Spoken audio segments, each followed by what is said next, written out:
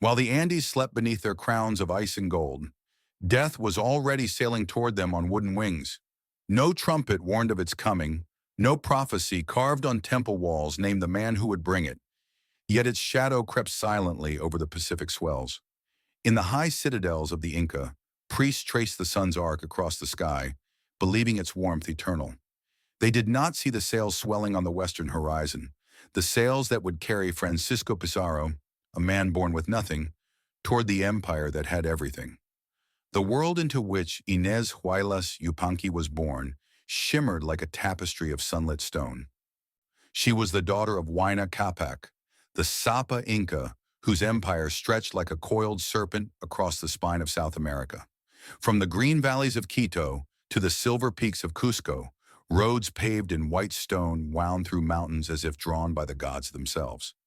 Inez came into that world wrapped in the soft feathers of the royal nursery, lulled to sleep by the rhythmic chants of women who spoke of her bloodline as sacred, eternal, inviolate. Her name then was Quispe Sisa, jewel flower. She grew among golden idols and whispering courtiers, a child destined to live her life above the clouds.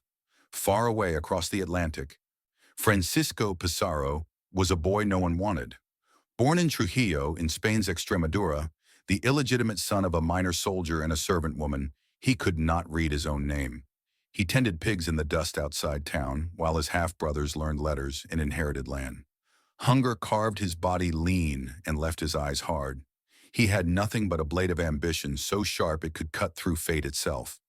He heard tales of the New World, of endless gold, of cities gleaming in the jungles, and resolved to seize them. When he crossed the Atlantic as a young man, he carried no wealth, no honor, only the fury of someone who had been denied both. Inés blossomed in the gardens of Cusco, where streams ran between terraces lined with orchids and marigolds. She learned to weave fine cloth from vicuña wool, to walk with the serene poise expected of the daughters of the sun. Her father ruled an empire of 10 million souls, an empire where armies marched in lockstep along roads wider than any in Europe, where storehouses brimmed with maize and dried potatoes, where the word of the Sapa Inca was law and breath. But beneath the gold-plated temples, unseen seeds of doom had already sprouted. The first came not with swords but with breath. Smallpox slipped into the Andes ahead of the Spaniards, carried by traders and messengers, invisible as the wind. It struck like a curse from the gods. Entire villages lay silent within days. Even the Sapa Inca himself was not spared. Huayna Capac, undefeated in battle, strong as the sun he claimed to embody, withered in fever at Quito. His heir Ninan Cuyochi followed him into the grave. Inez was still a child, yet she saw the empire tremble for the first time. Priests burned incense and sacrificed llamas, but the disease did not relent. It was as though the gods had turned their faces away. The second seed was civil war, with both emperor and heir dead. Two brothers tore the realm apart, Huáscar from Cusco, Atahualpa from the northern city of Cajamarca. The empire split along ancient fault lines. Armies clashed on the highland plains, leaving fields soaked in blood. Temples burned, the great roads filled with the tramp of soldiers and the cries of the dying. Inés's world of song and ritual became a world of fire. She watched her father's empire, once seamless as woven cloth, unravel thread by thread. In that chaos, the memory of the old order began to fade, replaced by fear. While the Andes bled, Francisco Pizarro climbed toward his destiny. He had fought under Vasco Núñez de Balboa when they hacked their way through the jungles of Panama and gazed upon the Pacific for the first time. Pizarro stood at the edge of that new ocean, the salt wind on his face, and something in him hardened. Beyond that horizon, he sensed, waited the kingdom he was born to conquer. In Panama, he grew rich as a cattleman and magistrate, yet gold alone did not satisfy him. He wanted a crown. He wanted to carve his name into the world like a sword through flesh. When rumors reached him of a vast empire to the south, an empire richer than Mexico, ruled by a god-king who bathed in gold, he knew it was meant for him. Inez had no such hunger. She wished only for the wars to end. She was old enough now to understand that her father's realm was breaking under forces no one could name. Whispers reached her of strange men on the coast, bearded, pale, riding beasts with hooves like thunder. She dismissed them as stories meant to frighten children. How could strangers from the sea threaten the empire of the sun? The Inca had stood unchallenged for centuries. Yet in the hush between drums and chants, she sometimes felt a chill, as if the mountains themselves were holding their breath. By the time Atahualpa triumphed over Huascar, slaughtering his kin and claiming the throne, the shadow from across the ocean had drawn close. Inés watched Atahualpa enter Cusco in triumph, the royal fringe of scarlet wool falling over his brow, his litter borne by kneeling nobles. The court praised him as the child of the sun, chosen to restore order. But behind their songs lingered dread. So many dead, so much gone. And far to the north, beyond the green cliffs of Tumbes, strange sails were appearing on the horizon, white against the endless blue. Pizarro stood on the shore then, staring at the Andes rising like stone teeth from the sea. He carried muskets, steel, horses, and a few hundred starving men. It should have been nothing against an empire of millions. But he knew empires did not fall from strength. They fell from cracks no one saw until the moment they shattered. And he had come to be the hammer. The sun still shone on the Andes that day, bright as ever, but its warmth felt thinner. Something ancient had begun to wither. Inés could not name it. Francisco Pizarro could. He called it destiny. The northern coast of South America smelled of salt and rot, of mangroves and the corpses of dreams. Francisco Pizarro had marched south once already, in 1524, and the jungle had devoured him. Men had dropped from fevers, their armor rusting on their bodies as they stumbled through swamps where even the trees seemed hostile. Arrows whispered from the shadows. The expedition ended in starvation and retreat, a trail of bones vanishing into the surf. Yet failure did not loosen its teeth on him. It sharpened them. He had seen enough on that cursed march to believe the rumors were true. Cities of gold, highways of stone, kings born on litters like living gods. He had tasted the edge of an empire, and it had poisoned him with desire. 2 years later, he tried again. With him rode Diego de Almagro, a grizzled soldier with one eye clouded from an old wound, and Hernando de Luque, a priest with the calculating heart of a banker. They scraped together funds from merchants in Panama, promising them fortunes. The second expedition hugged the Pacific coastline, creeping like an insect along the unfamiliar land.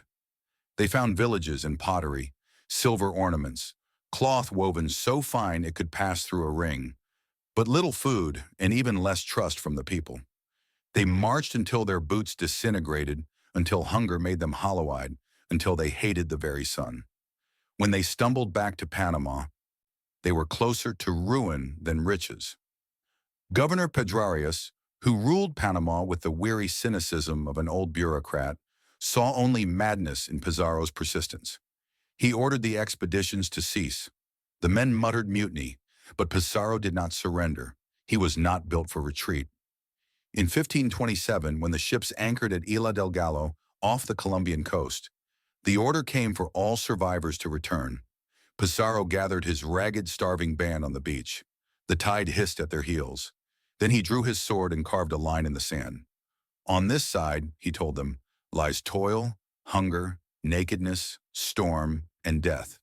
On the other side, ease, comfort, and plenty. There lies Peru with its riches, here Panama and its poverty. Choose each man as a brave Castilian should. For a heartbeat no one moved. The jungle seethed behind them. The ocean hissed ahead. Then one man crossed the line. Then another. 13 in all stepped across the mark, faces gaunt, eyes blazing. They became known as the 13 of fame. The others boarded the ship back to Panama. Pizarro stayed, watching the sails shrink against the horizon, and for the first time he felt the world tilt toward him. History loves boldness. He had just wagered everything on it. They were rescued soon after by a relief ship and sailed north to the friendly port of Isla de la Gorgona, where they regrouped. There they learned of the riches of the city of Tumbes farther south, where fishermen spoke of temples plated in gold and rulers who drank from cups of emerald. Pizarro sent word to Spain. He needed more than courage now. He needed legitimacy. In 1528, he sailed to Seville himself, taking with him 2 native captives, a few golden goblets, and a painted cloth depicting the empire he intended to seize. In Toledo, he knelt before Queen Isabella and obtained the Capitulación de Toledo, a royal contract granting him the right to conquer and govern Nueva Castilla, 600 miles of coastline from Ecuador into the heart of Peru. He, the illiterate swineherd, had been given a kingdom on paper. All he had to do was take it. While he sailed back across the Atlantic with the royal seal in his chest, Inés Huaylas Yupanqui watched her world convulse. The civil war that had gutted the empire finally ended. Atahualpa, her father's son by another consort, crushed Huáscar's armies in a storm of slaughter. Huáscar was captured, paraded in chains, mocked before the nobles. The temples of Cusco smoldered. Inés stood among the wreckage of palaces where she had played as a child, their walls pitted with sling stones, their floors dark with blood. Atahualpa ruled from the northern highland city of Cajamarca, and though he wore the crimson fringe of the Sapa Inca, he was not yet crowned. The empire had been saved, but it no longer felt whole. Inés saw the fear in the faces of the old nobles. They bowed to Atahualpa, but their eyes darted like startled birds. Beneath the ceremonies lay silence, and beneath the silence, dread. Rumors slithered through the markets like smoke. Pale men with beards and iron skins had appeared on the northern shores. They rode beasts that snorted thunder and carried tubes that spat lightning. Traders spoke of strange sicknesses that swept ahead of them like curses. The stories sounded like hallucinations, and yet Inés felt a chill each time she heard them. The empire was whole in name, but she could feel the seams loosening. In early 1531, Pizarro returned to Panama to gather his final army. He recruited brothers, half-brothers, and hardened veterans. The men signed on for a share of the spoils, for gold and encomiendas, and perhaps a noble title. They were not saints or scholars. They were mercenaries of fate, armed with steel and desperation. In January 1531, he sailed south again, this time with just 168 men, 27 horses, and a handful of cannons small enough to drag over mountains. It was absurd. It was impossible. And yet Pizarro's certainty was unshakable. He believed the gods had given him this conquest as compensation for every humiliation of his youth. He marched with the cold serenity of a man already inside his own legend. The currents carried his fleet past the green cliffs of Tumbes, where the Inca fishermen watched them with wide eyes. The sails gleamed white in the sun, like the teeth of some great sea creature rising from the deep. On the beaches, children pointed. In the temples, priests muttered omens. Inés stood on a terrace in Cusco and looked north, toward the invisible ocean, feeling the wind shift. She did not know his name. She did not know the world she belonged to was about to be unmade. She only knew the air tasted strange like metal, and the mountains seemed to be listening. The road to Cajamarca wound like a scar through the northern Andes, cutting across canyons so deep they seemed to split the earth. Francisco Pizarro's army marched along it in silence, boots grinding the ancient stones laid by Inca engineers centuries before. Snow glittered on the peaks above them, and thin air burned their lungs. They were fewer than 200 men, with 37 horses, 2 falconets, and a faith in their own destiny so ferocious it bordered on madness. The mountains loomed like watchful gods, yet Pizarro climbed among them as if they were steps to a throne. Below, in the valley of Cajamarca, Atahualpa camped with an army of tens of thousands. He had just crushed Huáscar, his half-brother and rival, and now waited to be crowned formally as Sapa Inca. Victory had made him fearless. His warriors wore bright feathers and breastplates of hardened cotton, their banners rippling like living fire. The Inca Empire was exhausted from years of civil war, but it was still vast, still disciplined, still proud. The court around Atahualpa laughed when they heard of the pale strangers approaching. They were said to be few, ragged riding animals that looked like deer. Some thought they were sorcerers, others that they were beggars. None believed they could be dangerous. Among the attendants who followed Atahualpa's court was Inés Huaylas Yupanqui. She was perhaps 15, slender and solemn-eyed, her black hair braided with gold thread. She had survived the purges after Huáscar's fall, by retreating into silence, by making herself invisible. Now she served in the women's retinue that moved with the imperial camp. The world of her childhood was gone. Cuzco lay charred and hollow, its palaces stripped, but she still carried the quiet dignity of her bloodline. She had never seen the ocean. She had never seen steel. She had never imagined that history could pivot on a single afternoon. Pizarro entered Cajamarca on November 15, 1532. The town was small but built like a fortress, its plazas framed by thick stone walls and steaming baths fed by hot springs. Pizarro placed his men inside the buildings around the main square, positioning cannons in doorways, crossbowmen in the shadows, cavalry behind concealed gates. The Spaniards polished their breastplates and sharpened their swords until they gleamed like frozen light. They were calm, almost serene, as though preparing not for battle but for ritual. Pizarro himself walked the square's perimeter in silence, counting paces, measuring space for the kill. He carried no banners, only inevitability. Atahualpa did not hurry. He spent the next day in ceremony, drinking chicha beer with his nobles, surrounded by dancers and flutes. He sent word that he would meet the strangers the following afternoon. He brought no army into the town, only a ceremonial guard of several thousand unarmed nobles and attendants, their hands bearing gifts of gold and silver, their necks heavy with emeralds. It was meant to show his supremacy, that he could walk unguarded among insects. Inés walked with the procession, barefoot on the cold flagstones, the air sweet with burning coca leaves. The sky was clear and pitiless. As the procession entered the square on November 16th, the Spaniards waited in absolute stillness behind their hiding places.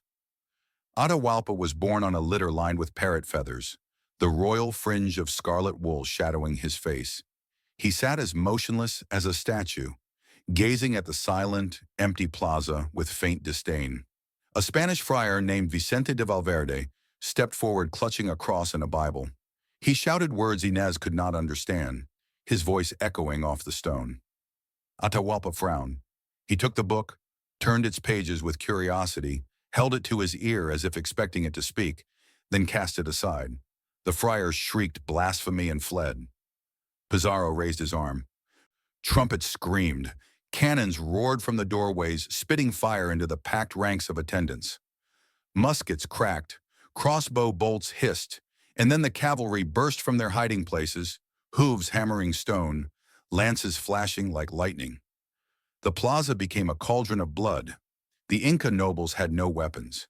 They were crushed beneath horses, torn open by steel blades, trampled into the flagstones. The air filled with the screams of dying men and the alien thunder of hooves. Inés froze as the world shattered around her. She saw warriors she had known since childhood, cut down like grass. Blood sprayed across the feathers of Atahualpa's litter. Through the chaos, Pizarro fought like a man possessed. He drove toward the royal litter, his sword black with blood, shouting for his men to take the Sapa Inca alive. They hacked down the bearers one by one until the litter toppled. Atahualpa fell to the stones, stunned, and Spaniards swarmed over him, dragging him upright, shielding him with steel. As his guard died screaming around him, the child of the sun was bound in iron chains. Night fell on Cajamarca with 7,000 Inca nobles dead, and not a single Spaniard killed. When silence finally returned, the plaza was slick with blood. The smell of burned flesh clung to the air. Pizarro stood in the center, breathing hard, staring at Atahualpa as if he were already a trophy. He had just conquered an empire in a single hour. He had cracked the shell of a civilization that had stood for centuries. Inés knelt in the shadows, hands sticky with the blood of her kin, her heart an empty drum. She could not comprehend what had happened. Nothing in the world made sense anymore. The sun had not gone out, yet the light felt wrong, thin, cold. Pizarro's men dragged Atahualpa into a room in the old baths and sealed the doors with steel. The plaza lay strewn with shattered litters, crushed bodies, broken gold ornaments glittering in the moonlight. Inés crept through the carnage, numb, until she saw the fallen Bible lying open in the blood. Its pages fluttered in the wind like the wings of a wounded bird. She understood nothing of its words, but she sensed that everything had changed, that the world she had known had ended while she still stood in it. In the morning, The survivors of Atahualpa's court would be forced to collect the corpses. Pizarro would demand a ransom of gold so vast it could fill the room where the Sapa Inca sat captive. But Inés knew none of this yet. She only knew that the empire had cracked like pottery dropped on stone, and that the man who had done it stood calm amid the ruin, as if this destruction were merely the first step of something larger. The mountains were silent now. It felt as if even they were waiting to see what he would do next. The cell where Atahualpa sat was smaller than a throne room, yet heavier than any palace. The air was thick with the metallic smell of chains, of damp stone, of waiting. Francisco Pizarro visited him each day, calm and expressionless, his armor polished like ice. He spoke through interpreters, promising release in exchange for gold. Enough gold to fill the room to the height of Atahualpa's outstretched arm. Atahualpa agreed. It was not desperation, not yet. It was calculation. He still believed he could bend these strangers to his will. He still believed his empire stood behind him like a mountain. Across the Andes, messengers fanned out like sparks from a dying fire. They ran along the royal roads, carrying orders sealed in knotted quipacords. Collect gold, collect silver, collect anything that gleams. Temples were stripped bare, statues of the sun melted, ancestral treasures pried from the tombs of kings. Llama caravans trudged through snow-choked passes, their packs sagging with gold. Villages watched their sacred idols vanish into the hands of strangers. The empire bled its soul to save its body. Inés Huaylas Yupanqui moved like a ghost among the surviving women of the court, watching the stream of treasures pour into Cajamarca. She no longer spoke. She ate little. Atahualpa's trust in his captors felt like a hallucination to her. These men who had slaughtered his guard without mercy, how could they honor their word? Yet she could see the spark of pride still in his gaze, the belief that he was the sun and could not be extinguished. Perhaps he truly believed that gold could buy back the world. Within months, the ransom room glowed like a furnace. Gold lined the walls to the mark Pizarro had scratched with a dagger, 7 feet high. Silver piled in adjacent chambers like drifted snow. Pizarro walked among it silent, touching nothing, his face unreadable. His men could not hide their hunger. They whispered of kingship, of going home rich enough to buy cities. But still Pizarro delayed. He feared releasing Atahualpa might ignite the empire into rebellion, and he feared keeping him alive might do the same. He balanced destiny in his hands like a blade. Atahualpa sensed the change too late. Word reached Pizarro that Huáscar, the rival Atahualpa had spared as a captive, had been quietly murdered on Atahualpa's orders. It was meant to prevent the Spaniards from using him as a puppet. Instead, it sealed Atahualpa's fate. The Spaniards accused him of treason, of idolatry, of fratricide. The charges were absurd yet deadly. A mock trial was staged by candlelight in the plaza. Atahualpa stood in silence as sentences he could not understand were read aloud. Pizarro watched without expression, his fingers folded like stone. On the night of August 29, 1533, they led Atahualpa into the square. He walked upright, eyes fixed on the stars. A priest begged him to accept baptism so he might be strangled rather than burned. He agreed, and they christened him Francisco before looping a garrote around his neck. Inés stood in the shadows of the temple portico, her hands pressed to her mouth. She saw the last Sapa Inca die without a weapon in his hands, his empire already scattered on the wind. When his body sagged in the rope, the silence that followed felt heavier than the mountains. By dawn, Pizarro had installed a puppet prince, Tupac Hualpa, a young cousin of Atahualpa, to soothe the shell-shocked nobles. He marched south toward Cusco, the heart of the empire, leaving behind the ashes of its spirit. Along the way, his men melted the ransom gold into ingots stamped with the Spanish royal seal. The wealth of the Andes vanished into anonymous bars. The temples stood hollow as skulls. Inés rode with the royal caravan, not as a princess now, but as a captive, her status undefined and perilous. She no longer feared death. She feared being forgotten. In Cusco, Pizarro sought to bind the conquered world to him, not only with steel but with blood. He demanded alliances with the remaining nobles, and they, broken and terrified, offered him women of royal lineage as tokens of peace.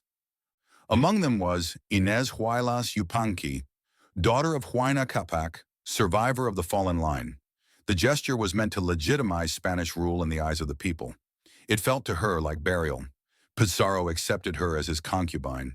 He did not marry her. He did not ask. She was given to him as one might give a banner, an object of power.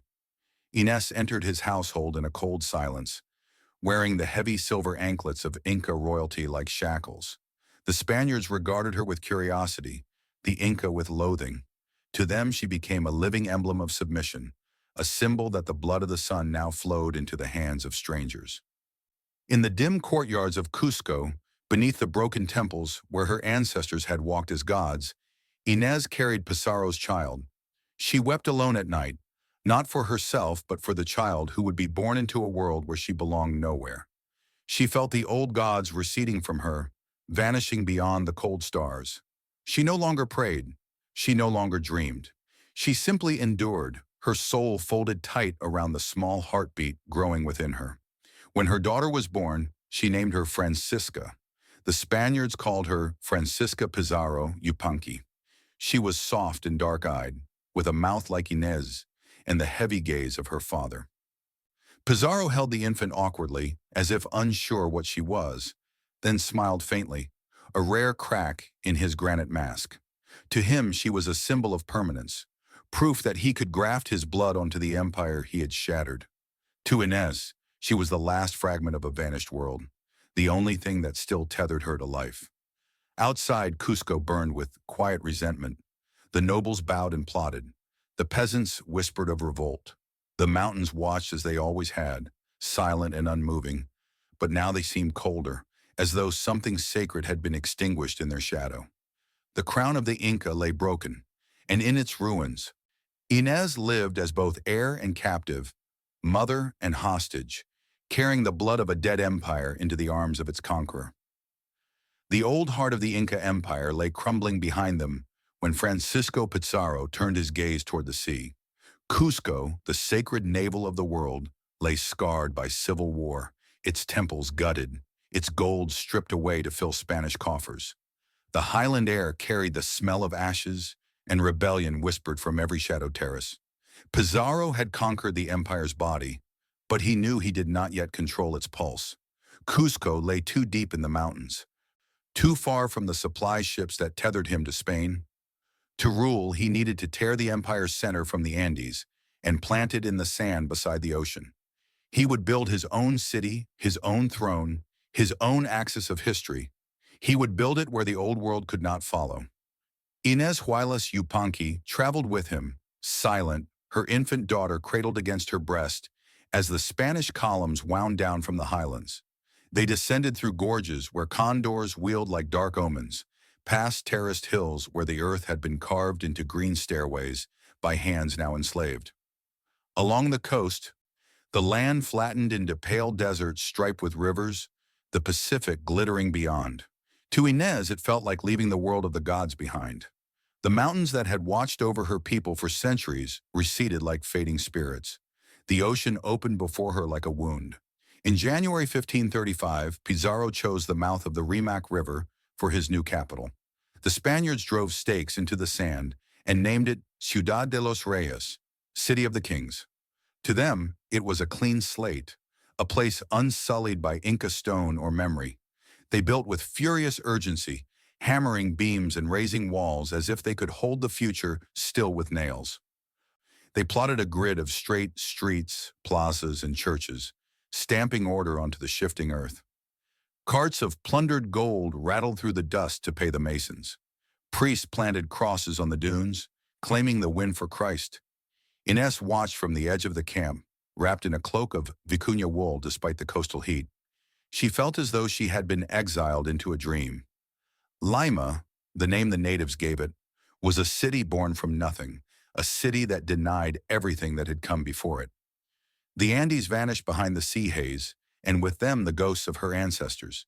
The Spaniards called her Doña Inés now, as if the title could erase what she had been. They gave her servants and silks, but they did not let her walk alone.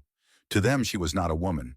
She was a living treaty, a proof of conquest, a golden chain draped in flesh. Francisca grew in the half-light of this new world, toddling among the half-built plazas, her laughter ringing between piles of stone. She was adored by Pizarro, who carried her awkwardly on his arm like a fragile relic. Yet she confused him. She was neither Spaniard nor Inca. To the conquistadors, she was an experiment. Could the blood of the sun mix with theirs and not curdle? To Inés, she was both miracle and wound. She saw her daughter's skin darkening in the coastal sun, saw her eyes widen with a curiosity that belonged to neither world, and felt a fierce sorrow she could not name. Francisca would inherit everything and belong nowhere. Pizarro thrived in the salt air. He strode through the rising streets with the restless energy of a man who had finally found the stage large enough for his legend. He issued decrees in the name of the crown, carved up the coastal valleys into encomiendas for his captains, and sent ships back to Panama bearing silver and news of triumph. His brothers arrived from Spain to join him, heavy with ambition. They came not as soldiers but as princes, claiming lands and titles, weaving a net of Pizarro blood across Peru. He no longer spoke of conquest as a gamble. He spoke of it as destiny fulfilled.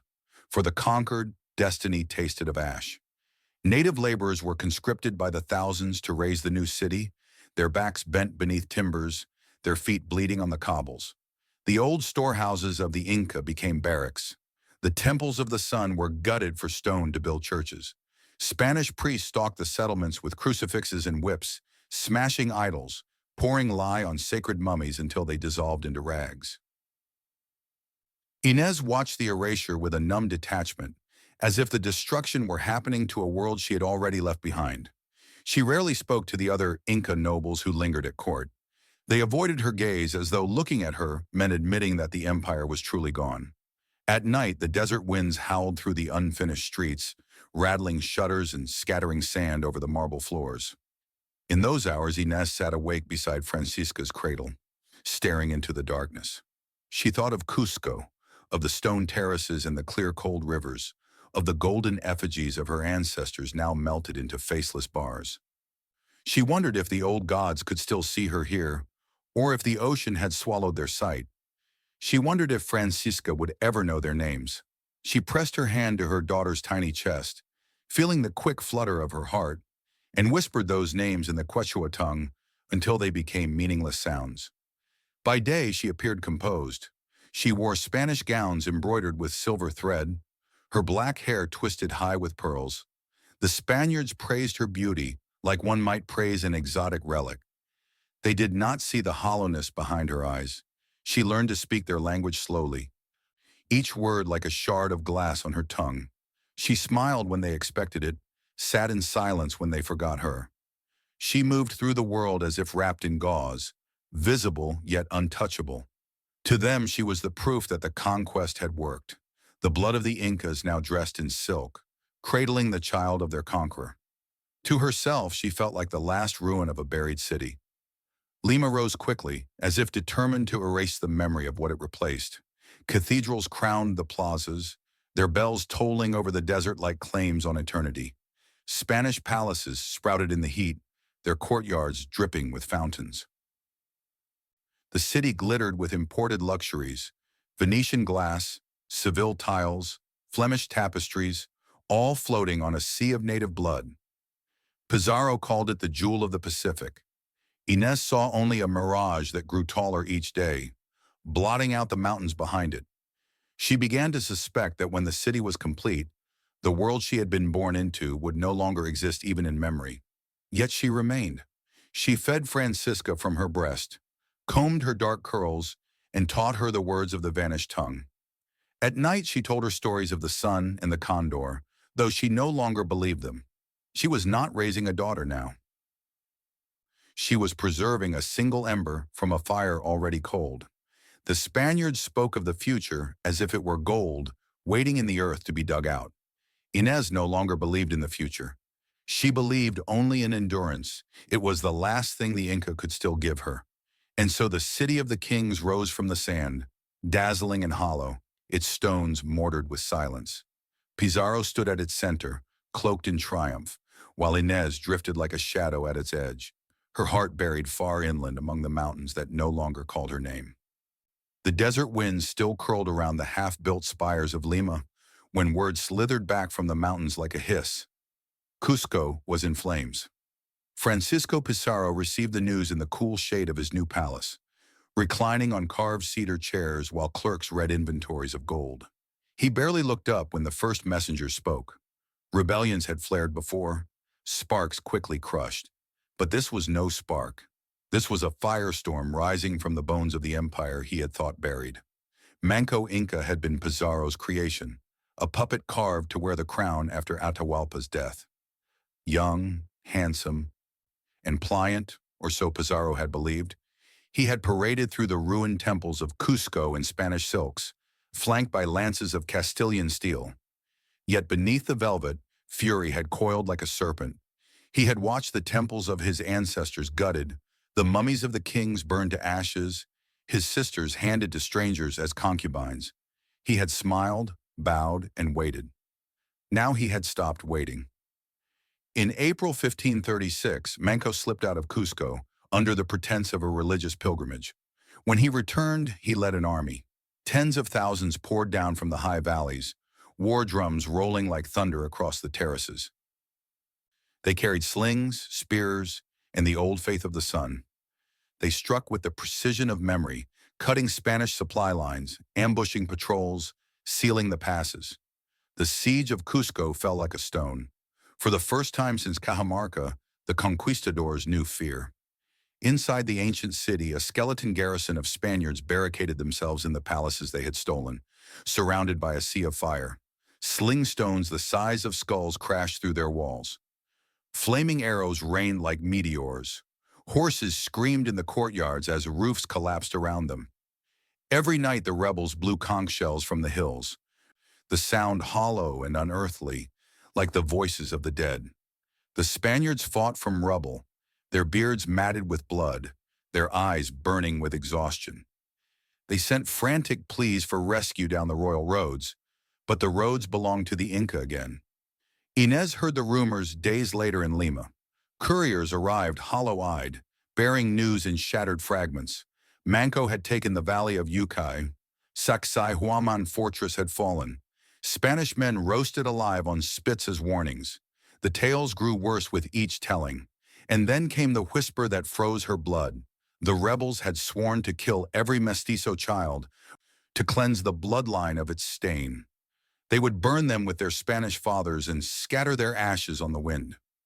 Francisca was not yet 2 years old.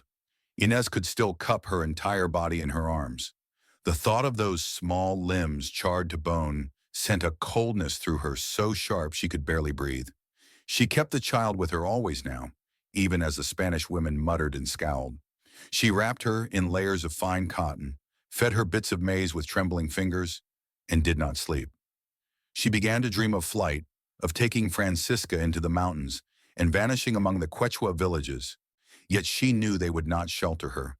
To the Inca, she was a traitor. To the Spaniards, she was a curiosity. To both, her child was an abomination. There was nowhere to run. Pizarro did not tremble. He was angered, not afraid, that the world he had crushed dared to rise again.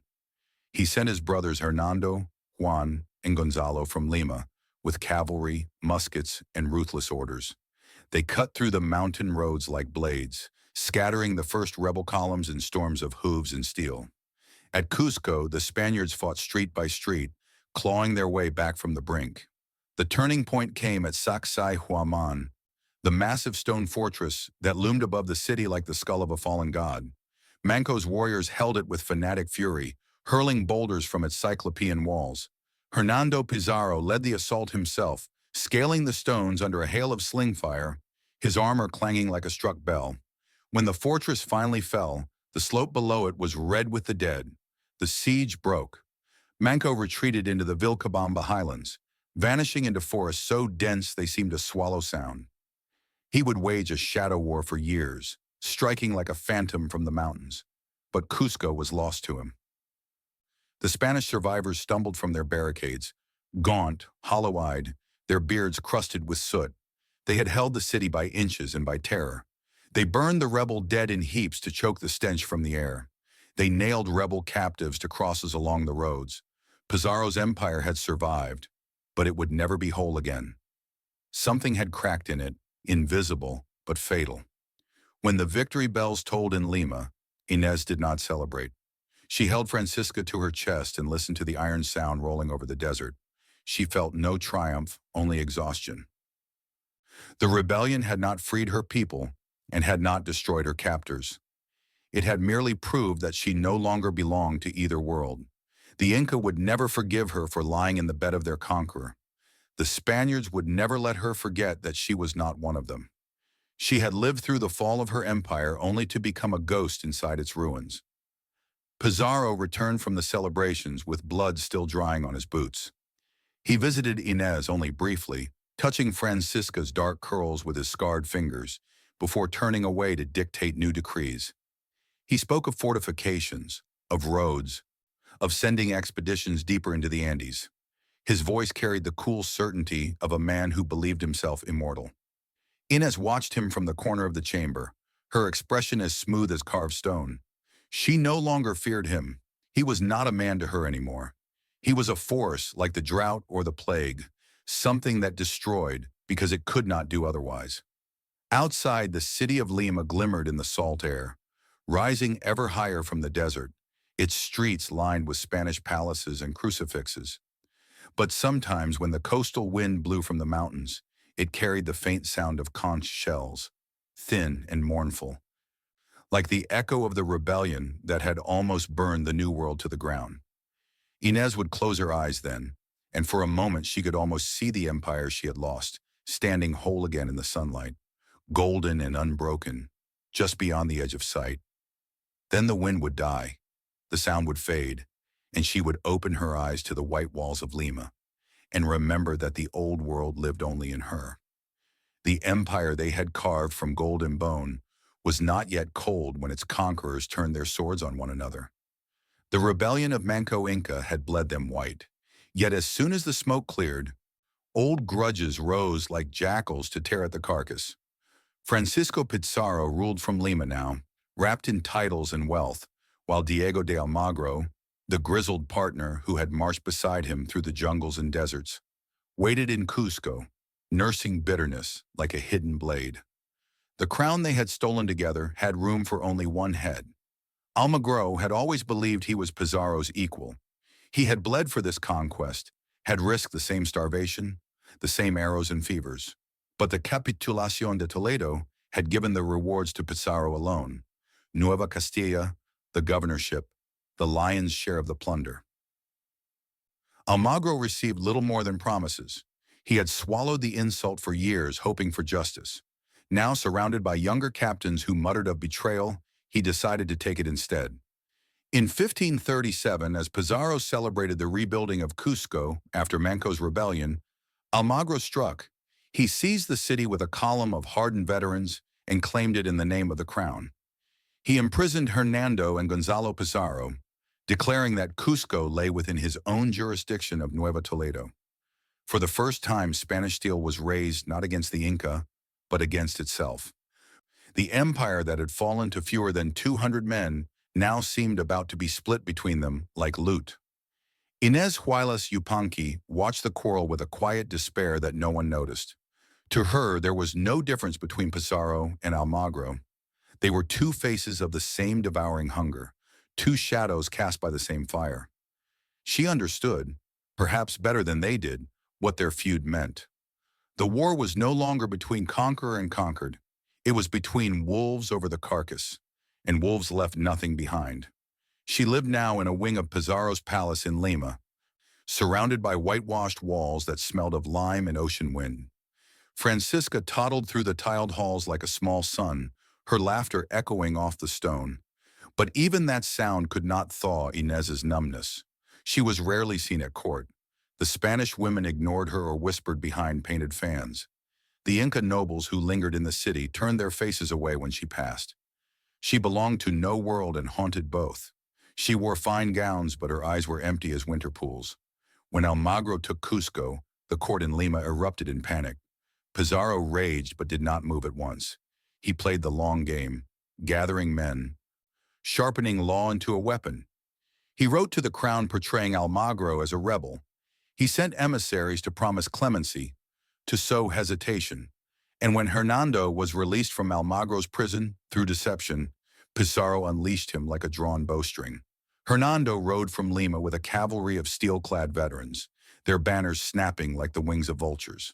They cut across the Andean passes, frost crusting their beards, breath like smoke.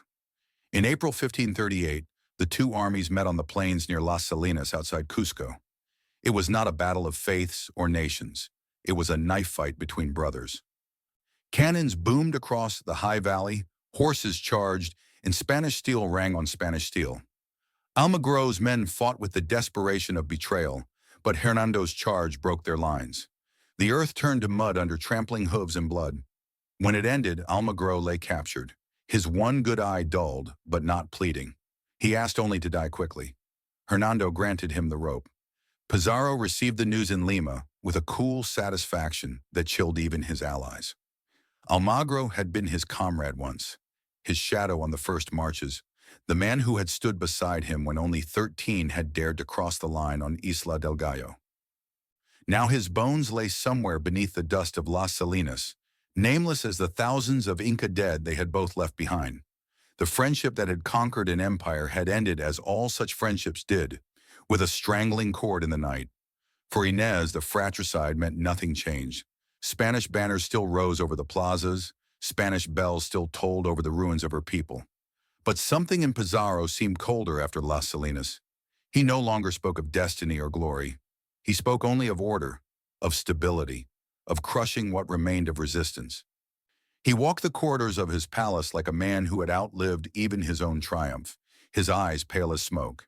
He rarely visited Inés now. When he did, it was to look briefly at Francisca, as though confirming she still existed, then vanish back into the machinery of his new realm. Inés did not try to hold him. She no longer wanted anything from him, not love, not protection, not even recognition. She had ceased to think of him as a man at all. He had become a weather of death, something that swept through the world and left only silence behind. She spent her days in the shaded inner garden, watching Francisca chase lizards among the stone benches, listening to the muffled roar of the ocean beyond the walls. Sometimes she whispered the old prayers of her childhood, though she no longer believed the gods could hear her here. She spoke them only so the words would not vanish from the earth. The civil war left Peru scorched and silent. Fields lay untended, roads empty, villages abandoned. The Inca who had survived the rebellions watched the Spaniards kill each other and understood the final truth. These men were not immortal. They were jackals, and jackals eventually turn on their own. But for Inés, the realization brought no comfort. She knew that when the jackals finished devouring each other, they would still own the bones. In the evenings, when the desert winds slid over Lima like a blade, she would sit alone by the high balcony, Francisca asleep inside, and watch the city glitter coldly in the moonlight. It looked like something not quite real, a mirage of white walls and silver domes floating over the black sand.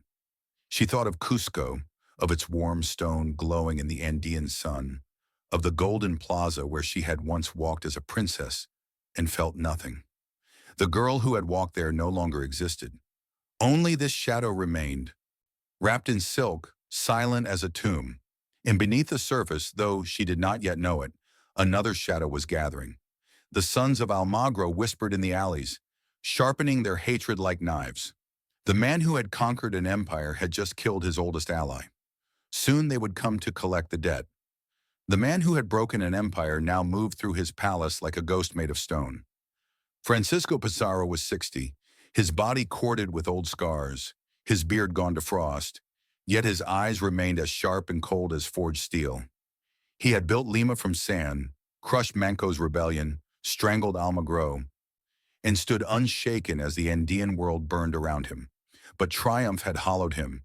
He no longer spoke of glory, only of security, only of fortresses, governors, and lawsuits. He spent hours hunched over parchment maps while the ocean wind rattled the shutters, plotting roads across mountains he no longer wished to see.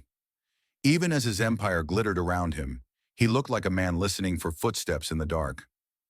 The footsteps were real, They belonged to Almagro's son, Diego Hermoso, and the remnant of Almagristas, who had fled into the highlands after Las Salinas. They had waited, simmering with hatred, while Pizarro wrapped himself in titles. They whispered that he had betrayed their fathers, stolen their lands, mocked their honor. They whispered of the blood at Las Salinas drying on the stones. And as they whispered, they sharpened their swords. They came down from the mountains like wolves scenting an old wound. Inés Huaylas Yupanqui knew nothing of plots. She had withdrawn from the world, drifting through the silent halls of the palace like smoke. Francisco was 6 now, bright-eyed, quick-witted, adored by Pizarro's brothers, yet belonging wholly to Inés. She was the only light left in Inés's life, and Inés guarded her with a ferocity that had grown quiet and absolute. She spoke little to anyone, not from fear but from disinterest. The Spaniards had stopped pretending she was part of their court. The Inca had stopped pretending she was part of their memory. She lived between worlds like a crack between stones, invisible and unclaimed. On the morning of June 26, 1541, the air over Lima was brittle with winter sunlight. Pizarro dressed in black velvet, his sword at his hip, and went to dine with a handful of loyal captains in the audience chamber of his palace.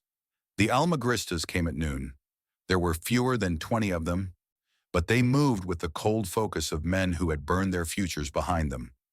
They slipped through the streets under the bell towers, swords hidden under their cloaks, until they reached the palace doors. The guards scattered at the first flash of steel. The shouting reached Inés as a distant roar, muffled by walls. She was in the inner garden, combing Francisca's hair, when the clamor broke through. She froze. It was not the sound of war. It was sharper, nearer, more intimate, like a house splintering under its own weight.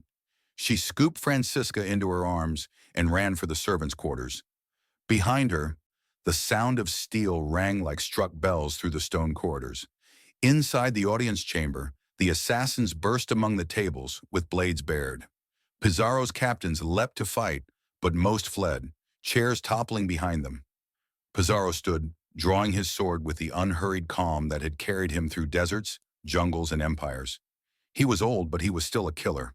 They say he parried the first dozen blows, cutting one man down, then another, before the weight of numbers dragged him to the marble floor. A sword punched through his throat. Blood fountained across the black velvet. As he sagged, they say, he dipped his fingers in his own blood and traced the sign of the cross on the stone. Then he fell, eyes open, as silent as the statues of the gods he had broken. The city held its breath. No bells tolled, no soldiers rallied. The man who had bent a continent had died like an old lion surrounded by jackals, and the empire he had forged with fire barely trembled. By nightfall, the assassins had fled into the hills. The palace stood cold and echoing, the marble streaked dark where the blood had run. Lima went on building itself around the hollow his death left, its streets thrumming with hammers, its markets hissing with the silver of the Andes, as if nothing had happened. Inés did not weep. She sat in the dim servants' quarters through the long night, Francisca asleep against her breast, listening to the ocean pounding the distant shore. She felt no victory, no justice, only the strange stillness that comes after a fever breaks. Pizarro had been the axis of her captivity, the man around whom her life had been forced to orbit, and now he was gone, leaving only the momentum of habit spinning in the void. She thought she should feel free. Instead, she felt emptied, like a house after the fire has passed. The Spaniards whispered of vengeance, of rounding up the Almagristas, of purges and punishments. Inés listened without interest. It no longer mattered who ruled this place. The world that had given her meaning had died years ago in the plaza of Cajamarca. This was only its echo, rattling on out of inertia. She thought of Pizarro's body lying cold under a shroud somewhere in the cathedral he had ordered built, and wondered if he had understood at the end that all he had conquered was dust. The next day, they sealed the audience chamber with new tiles. Servants scrubbed the blood from the marble until nothing remained but a faint dark shimmer when the light struck just right. People would pass through those halls for centuries without knowing they were walking over the place where an empire's architect had bled out. The city did not mourn him. It consumed him as it consumed everything. Inez left the palace soon after, slipping away with Francisca under a gray dawn. No one stopped her. No one even seemed to see her. She walked through the white streets of Lima like a shadow dissolving in mist, her child clutching her hand, the ocean wind tugging at her cloak. Behind her, the city Pizarro had built rose bright and clean against the cold sky, its spires sharp as knives. Ahead, the road curved inland toward the mountains, where the last tattered whispers of her people still lingered like smoke. She did not look back. There was nothing behind her anymore, only silence and stone, and a name that once had terrified the world, now vanishing like foam into the sand. The man who had carved an empire from stone and smoke was buried beneath the cathedral floor, his name still heavy on the lips of kings, and yet the city he had built did not pause. Lima's bells tolled for mass, not mourning. Ships came and went, their hulls heavy with silver from the Andes, their sails snapping like the wings of gulls. Spanish magistrates quarreled over encomiendas, priests smashed the last Inca idols in the high valleys, and in the great plazas, barefoot children chased each other around the feet of bronze saints. Francisco Pizarro was gone, and the world he had summoned from sand continued without him, as if he had never existed at all. Inés Huaylas Yupanqui did not attend his burial. She watched the distant smoke of the funeral candles from a rented room on the edge of the city, holding Francisca close. She had slipped away from the palace with no resistance, no protest, as if even Pizarro's own household had forgotten she had ever been there. No one summoned her, no one demanded her return. Her silence had finally worked. She had become invisible. Yet even in death, Pizarro's shadow reached for them.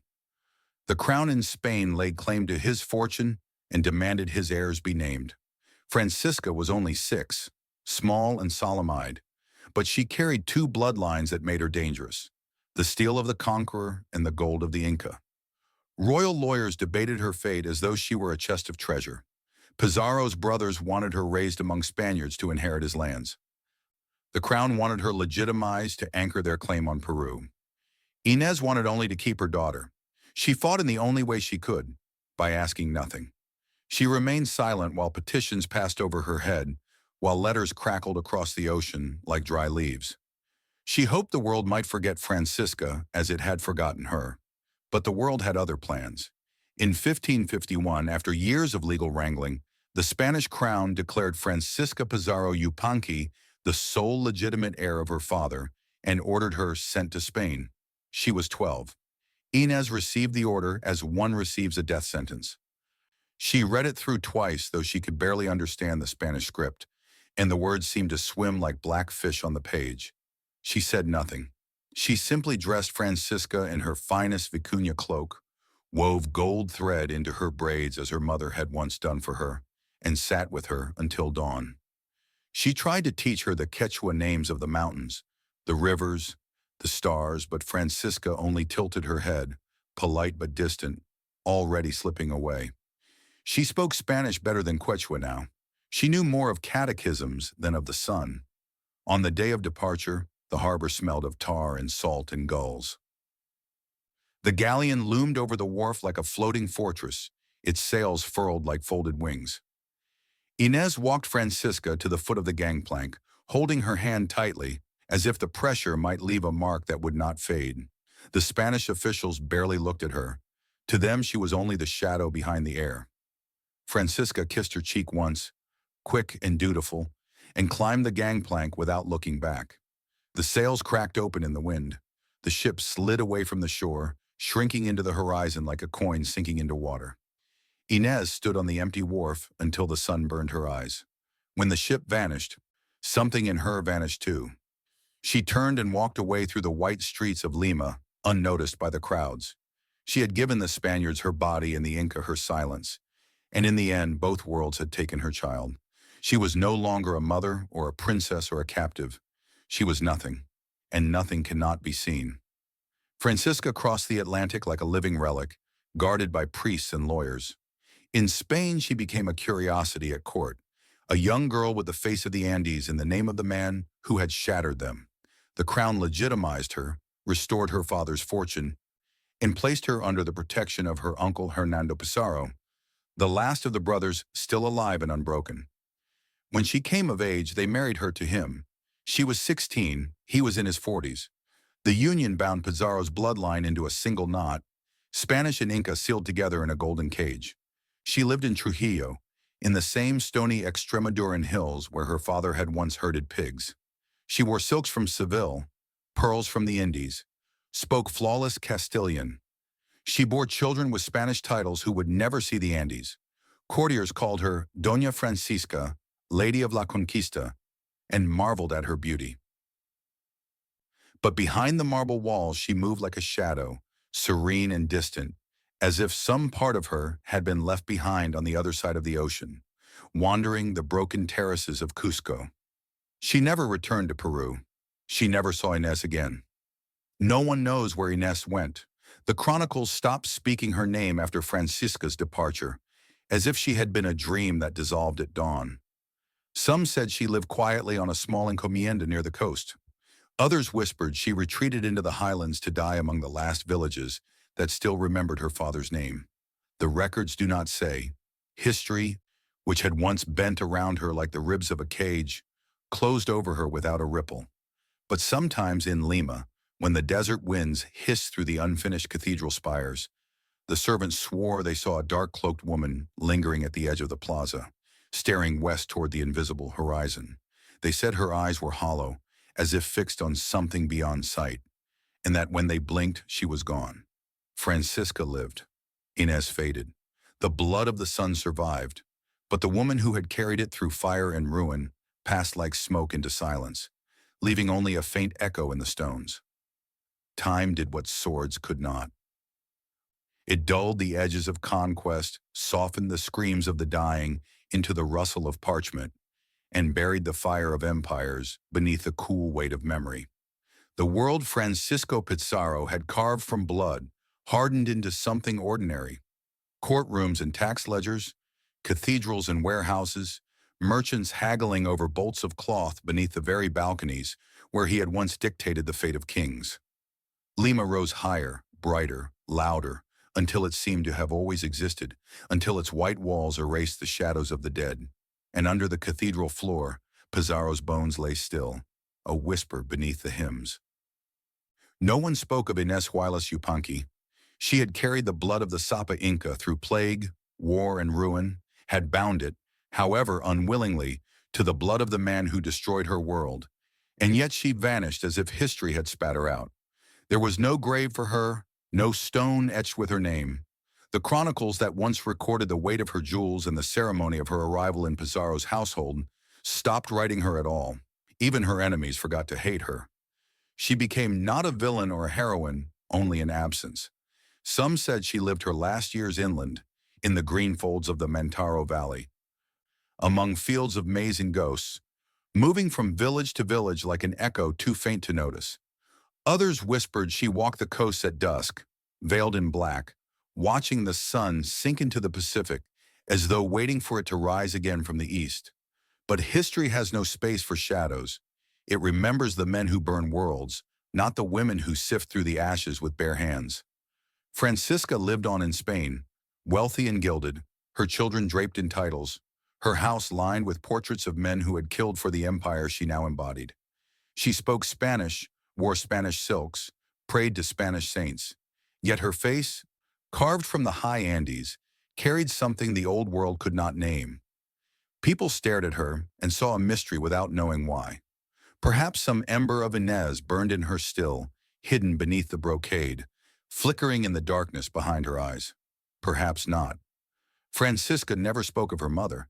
In time, even her children did not know the name Inés Huaylas Yupanqui. The Inca Empire melted into dust. Its roads cracked. Its temples rotted under moss. Its gods shrank to tourist curios. Its language to a murmur in the markets. But the blood of the empire did not vanish. It flowed unseen, thin but persistent, through veins that no one traced, through nameless faces in nameless villages. It flowed because Inés had carried it across the abyss when no one else could. She had kept it alive, not through triumph, but through endurance. At dusk, when the sun bled into the ocean beyond Lima, the cathedral bells tolled over the white city Pizarro had built from the corpse of her world. The spires flared gold for an instant, then dimmed to stone. Under the floor, his bones lay folded like tools returned to their chest. Somewhere beyond the reach of memory, Inez lay in the earth too, though no one could say where. He had conquered an empire and became immortal. She had saved its blood and disappeared. The sun set once for the empire they destroyed. It set again for the woman they forgot.